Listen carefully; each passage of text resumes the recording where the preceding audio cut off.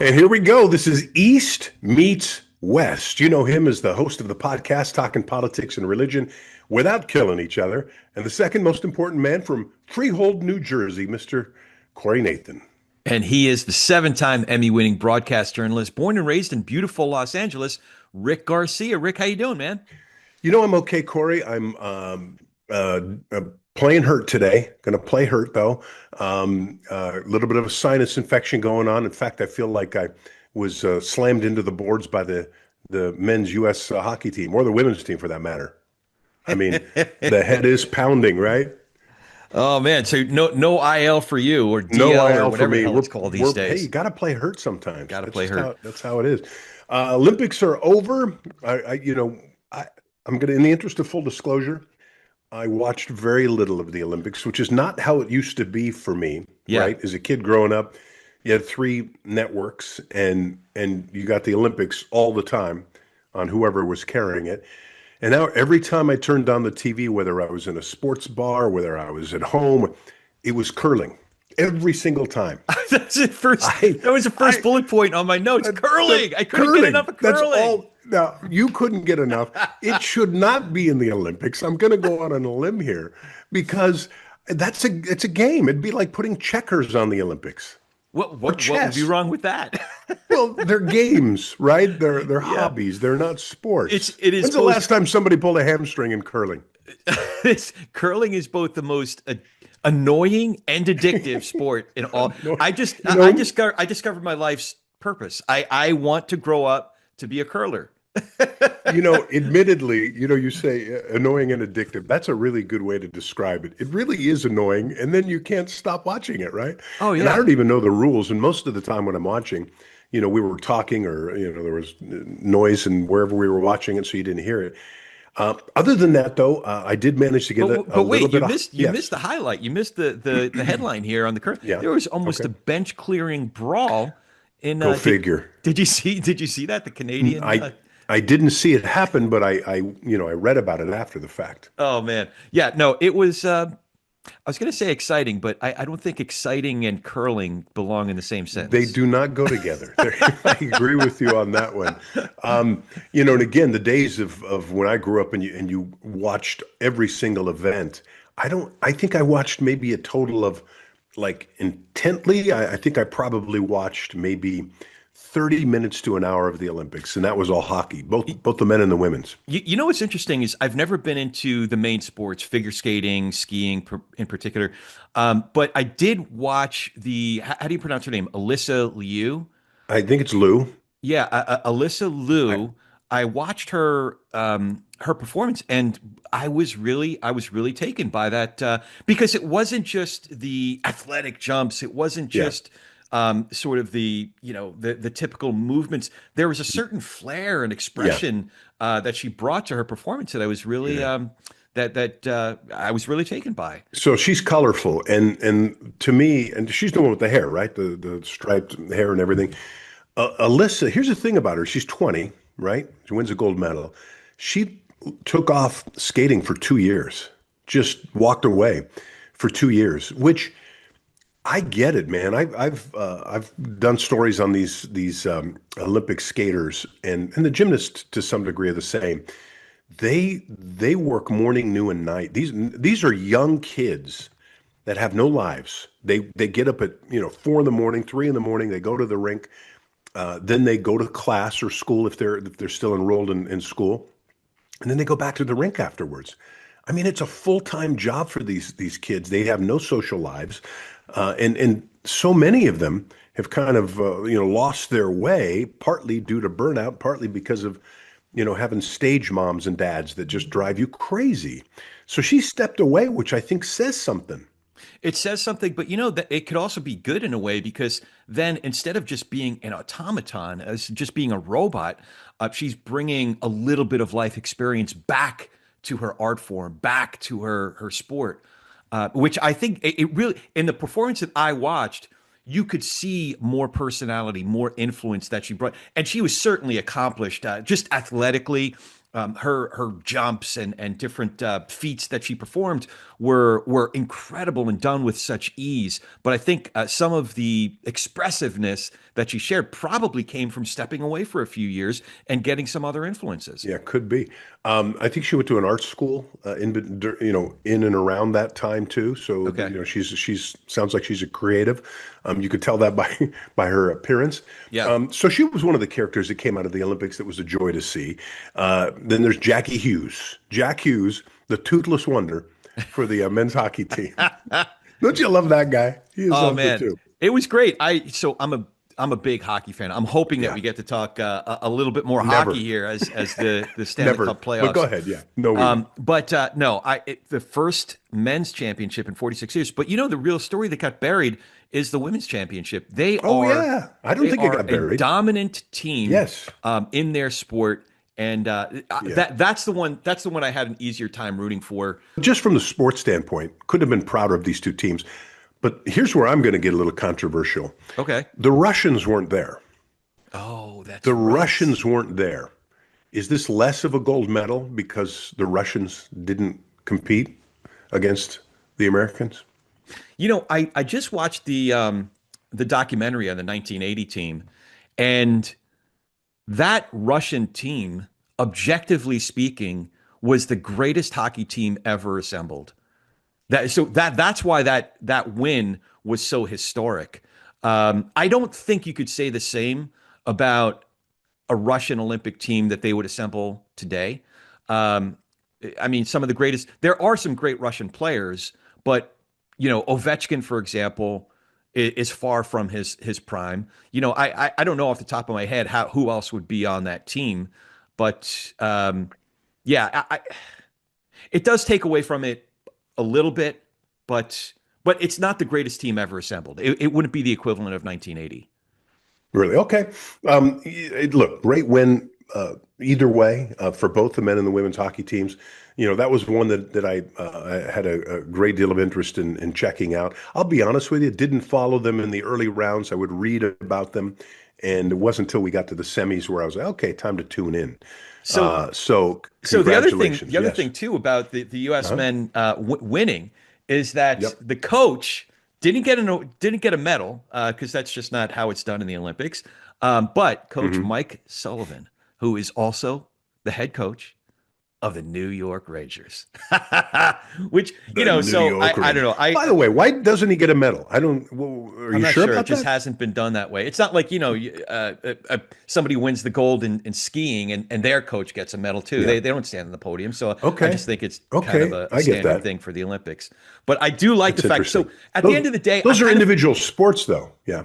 yeah, Those are individuals. individual sports as opposed to a team sport, which really requires a lot more Well, did, coaching, did I think. guys like Krzyzewski or like, on the basketball side, I don't know. Summer I Olympics, did they never go on the thought about podium this or? till now. That's a good point. I will tell you though, I don't know if this disappoints you at all. The final medal count, the team that won the whole thing in terms of total medals It wasn't the U.S. The and U.S. came in gold second, medals. didn't they? Yes, the U.S. came in second. Yeah, yeah. I'll So give who, you who came in first? came in first. The Norwegians, they came in first. That is so poetic. Norway We had 18 gold medals and 41 total. The U.S. 33 medals and 12 gold, and then Italy came in third. So that was How about interesting. that? Yeah. How So about that? I like that. Yeah. So okay. So I have to be honest with you. To your original point, um, yeah, I am such a diehard New York sports fan that the Olympics really. just takes my athletes away, and there's risk to Yeah, injury, and that's why I just wasn't into the Olympics. Kind of yeah, similar result to you. I didn't pay as much attention to it. I'm like, when are yeah, the Rangers coming back? yeah. So I, I agree with you on that. Same with like this World Baseball Classic that's going yeah, to interrupt the baseball season. yeah. I mean, the Olympics are different, and the professional athletes, all of them want a gold medal. They do. Now, do they want a gold medal more than a World Series or a Super Bowl? No, but they want gold medals, and I think it's hard to deny them that opportunity. So I get it. I'd have All to right. put some thought to whether my feeling about the Olympics is has anything to do with the political atmosphere these days. Again, not this side of the aisle or that side of the aisle, but just yeah, it's a lot more contentious of a political Yeah. climate these days. So I wonder if that takes away from the purity of the Olympic competition. Yeah, I understand that. All right, you ready to move on to the NBA? Sure.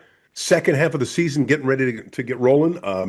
Your Knicks are sitting there in a pretty good spot in the East, in the number three spot in the Eastern Conference standings. We don't even look at the divisions anymore, but your concern if you're an NBA team is to try to avoid the play-in games, which are the seventh through 10th positions. The Knicks are right now in the third spot in the Western Conference. My Lakers sitting there at number five.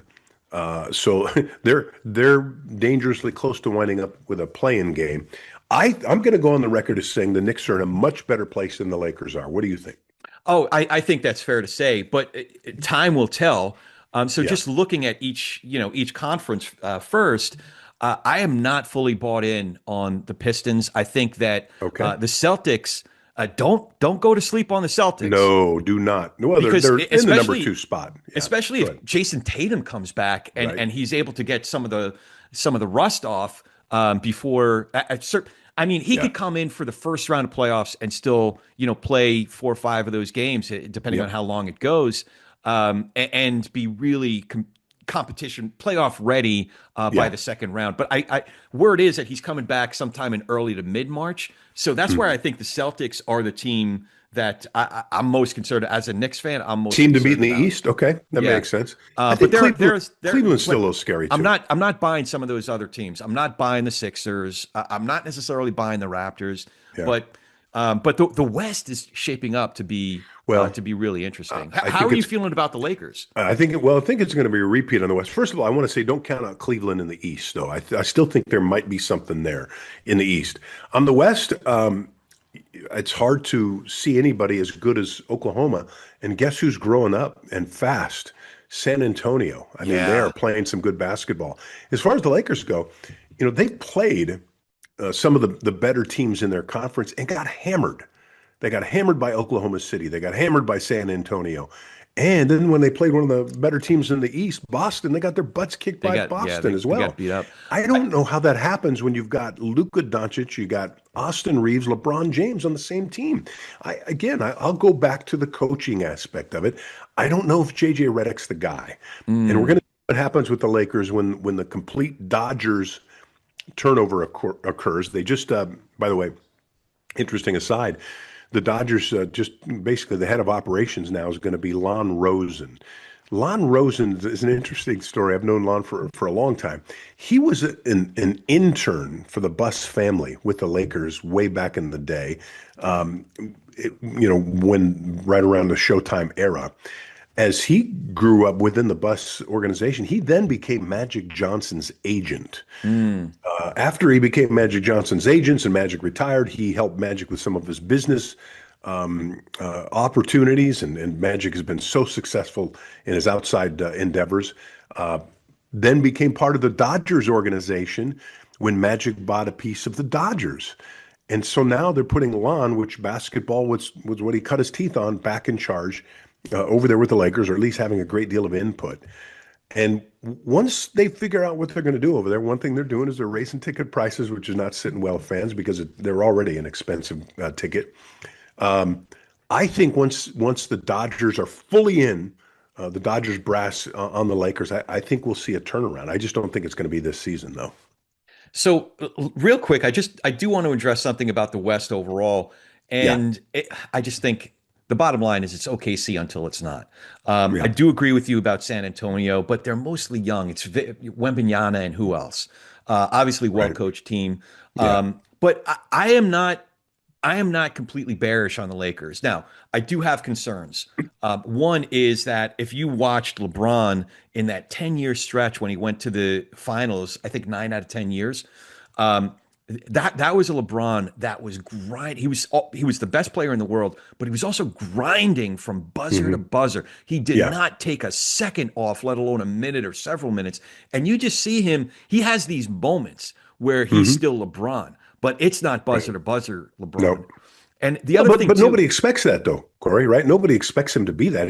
He's really the third guy now on this team, right? if you ask me. So yeah, so to your point, I do think that they're still finding their groove. They're finding their chemistry among the top three, and they do Mhm. have some pieces coming off the bench. I like what they Luke Kennard they added during the trade line. So I like some of what they have coming off the bench. I still like their center. I still like Aiton. Um, uh, and, but if you look at the West, I think that if they get matched up with Houston in the first round, I do like the Lakers in that if that's the series. But you put them up against OKC, the Timberwolves, Denver. I don't know. San Antonio. They're too I slow. Lakers are too slow. Their defense is horrible. They're like a yeah, sieve and turnovers. One of the things about LeBron, I mean, this guy is throwing the ball to the wrong team right and left now. yeah. But many of the other players on the team are doing the same thing. So I What think about your what if points they're are matched valid. up against Golden State? That would be an interesting Yeah, throwback kind of matchup. I think they beat Golden State Do in you? a full series. I think so. I don't know that any of the teams, like you mentioned, worried me that's below them. Minnesota still scary. They knocked the Lakers out last time. Um, you can't count on Denver. You just can't stop thinking about them. But you're right. OKC seems to be the cream of the crop. I do think San Antonio, though, is growing right before our eyes and could be ready by the playoffs. So don't count them out. I need to watch more of the San Antonio games. I mean, I can name one pinata, but I don't know the rest of that bench. I don't know the coaching staff, the new coaching staff well enough. So I got to watch a bunch more of those San Antonio games and see if they're for real or if it's just the 7'4" show and that's the long and the short of it. Okay, I didn't think we'd be talking about the NFL since things wrapped up with the Super Bowl, and I know you were getting awfully sick of it. But this is the time of year where they talk about what the rules are going to be for next season. And the competition committee may not take up the issue of the tush push again in 2026. Do you have any problems with that one way or the other? I mean, are you a tush push guy? The Eagles and their famous, we should remind everybody who are not football fans, they basically took the rugby scrum and in Yeah. short yardage situations, 1 or 2 yards to go, they're impossible to stop. And other teams are now starting to adopt this. Your thoughts? Yeah. So first, the argument against, which is the closest equivalent on the defensive side is when a defensive player in a field goal attempt or an extra point attempt either launches himself or just full out leaps over the line in order to try to block the kick. That is not a legal play. It's not a direct analogy, but that's the closest you have from the defensive side of the ball. That said, I don't mind it. I don't mind it because it does remind us of at least part of the roots of football, which is rugby. I do mind the name of it. It just I don't know what do you call it? Come on. We don't have to talk about. Call it a scrum. You have a Call it problem with some. Call tush? it what it What's wrong with is. tush? Because it's the closest that we get to rugby in Yeah. American football. It is a scrum and it's nitty gritty. It's in the trenches. It's Yeah. what football was meant to be. So I don't mind it at all. I have a problem with the early starts. There are Oh players yeah, on the they're offensive yeah. line where they get like a 1 step or two head start and the referees never call it and it's illegal procedure and they don't call it. I have a problem with that. But, and I don't have a problem. I guess the whole point of this conversation is the competition committees looks like they're not even going to bring it up in 26. So it may be that it's an old issue now. And teams are either, riding the bus now, they're going to try to employ the same game plan, or they've decided, hey, we're going to try to compete against it. So it looks like it's here to stay, doesn't it? Yeah. So to your point, call offsides. Call the fouls when they happen. Because Yeah. but I like them getting low. The pure just poundage against poundage, pure strength. I mean, it really is football. In a way, it's football at its purest. So Okay. yeah, Spoken like an East Coaster. You love the 3 yards in a cloud of dust. Yeah, the ground and pound. that's right. Meanwhile, those of us on the West Coast, we love it when it's sunny and there's no wind and it's beautiful and you just sling that football, the spheroid, and you throw it 40, 50, 60 yards to this graceful Air gazelle of a Coryell, receiver baby. who's running underneath the ball and catching it. That, my friend, is East meets West, There isn't you it? go. Nitty gritty, Ready to, baby. should we pop that culture? Let's do it.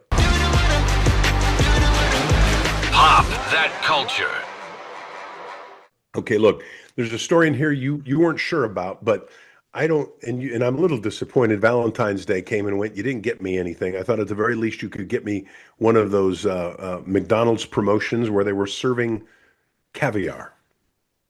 I told Rick before we hit record, we were looking at the topics, and the only two words I wrote in my notes for this was please no. Just no. Or No. you have something So here's against the thing. caviar, I or read about this what's the story. problem? I read about the story, and this is just a figment of the imagination of the publicity department of McDonald's Corp. That's all it is. Nobody ever thought about this ever. Like, oh, I want some caviar on my McNuggets. Said no one ever. Like, what are we talking about here?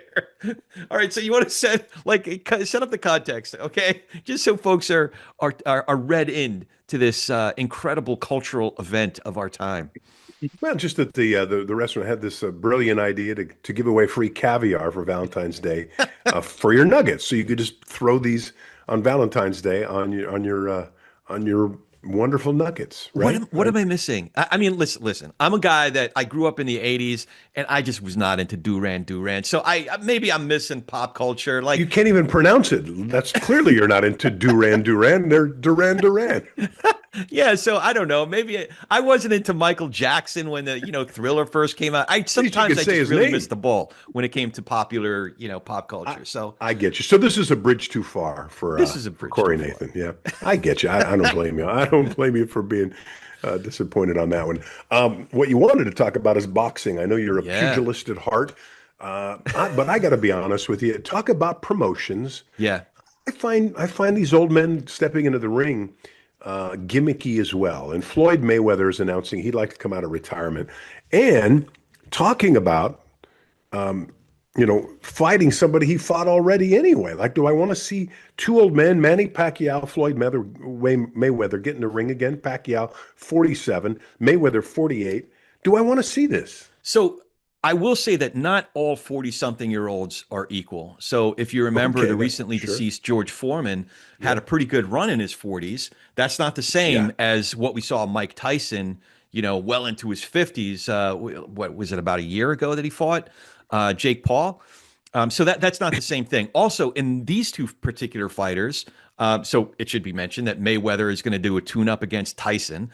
That's a fight that I have no desire to see. But Mayweather versus Pacquiao, Pacquiao has been having some credible fights in recent years. That's different. He's 46, 47 years old. Mayweather, on the other hand, number one, he hasn't fought in almost 10 years at all. And number two, it's dubious why he's fighting in the first place. This is a guy that's blown through the better part of $1 billion.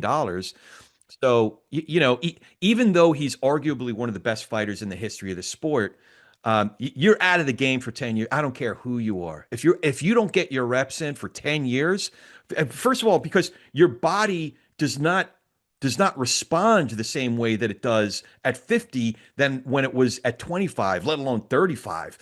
So this is not, he can't just expect to, hop back into the ring and be his, 30-nothing-year-old self. And I've said this constantly, is that no athlete is in better shape than the boxer. I mean, these guys train harder than anybody, and I've seen them all. And by the way, I've covered both of these guys in the past, and I'll say this about both of them, and interviewed both of them, is Mayweather, in my opinion, the greatest defensive fighter ever. Yeah. Ever. Now, I think the greatest fighter, greatest athlete, greatest sports celebrity of all time is Muhammad Ali.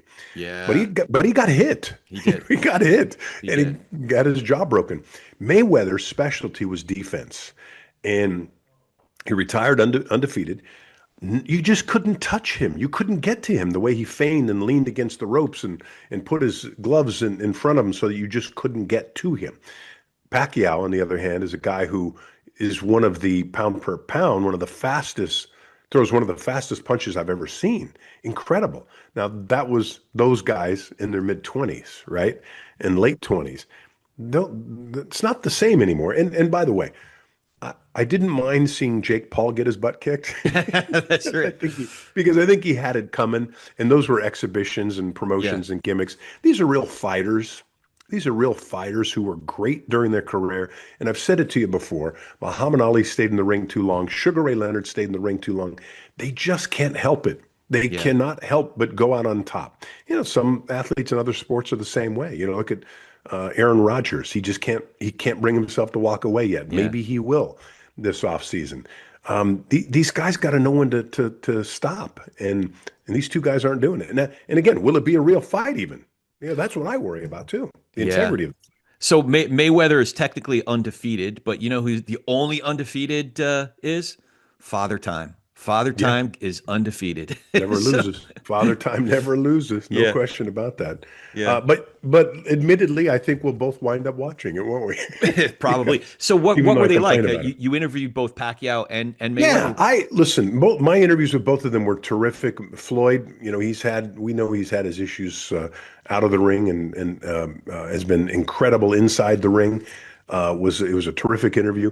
Pacquiao is just the consummate gentleman. You know, he's I think both of those times when I spoke to I've interviewed Mayweather, I think a couple of times, because he did a lot of his promotion in Los Angeles. And so when I was doing sports in Los Angeles, I would see him more often.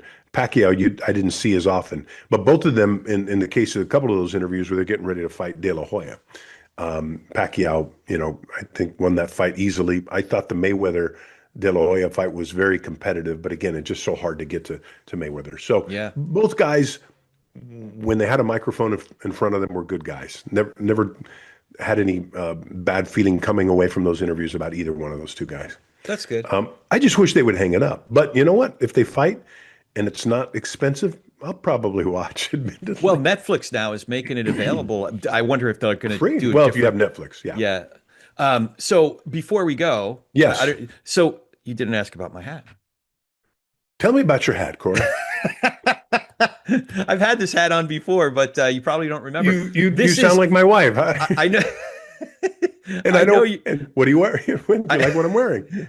I know you're jealous. Well, but this is the hat. Yes. Of the reigning AA Eastern League champion Binghamton Rumble Ponies. Wow, the Rumble Ponies. You've worn that hat before. We've talked about the Rumble Ponies. I have, but I am so excited for baseball season to start. Let's go, baby. Let's play ball. It's too long. Too long, baseball. It's just too long, right? I mean, are you actually I kind of take a little peek at I'm watching, man. I'm watching. I'm keeping score. I'm sick that way. It's like the third game of preseason, and here I am watching the guys that'll never pop the major league roster. But. Yeah. I like to go into the stats too and see who's an up and comer, because you want to see when somebody gets hurt, they're going to have to bring somebody up. Yeah. But the Dodgers are just so darn loaded. I don't know that these young guys wind up becoming trade fodder. You know, what I will say about the Dodgers, that's an old roster. It's getting older fast. And so they have to find out who their replacements are for the Freddie Freemans, the Mookie Betts. These guys are not in their primes anymore, and hopefully they'll find some of them. Muncie's not going to be around forever. So we'll see how that plays out. I wish they were all in Arizona. I wish all the major league teams were in the same region, because the Mets have such limited options to play in Grapefruit. Well, that's true. I did have to cover some games when the Dodgers were in Vero Beach. You want to talk about a one-horse town? Yeah, I mean that's Vero Beach, Florida. But the Dodgers they had their own complex over there that included a golf course that was purchased many moons ago, and then eventually, after new ownership, the Dodgers moved over to Arizona. Yeah, and but I'm with you. As somebody who's really an East Coast guy, but a West Coaster now. It would certainly be more convenient for you. Oh, it'd be great. I'd love to go see some Cactus League games. Yeah. Well, listen, I think we have to go, sir. I think you're right. Another good show in the books. I'm Rick Garcia. He's Corey Nathan. It's East meets West. Thank you for joining us. And don't forget to follow us, rate us, and take some time and leave us a review and tell a friend. Let everyone know you can find us on Apple, Spotify, YouTube, and wherever you get your favorite podcasts. This was fun, Rick. Thanks so much. All right. See you next time, Corey. Baby got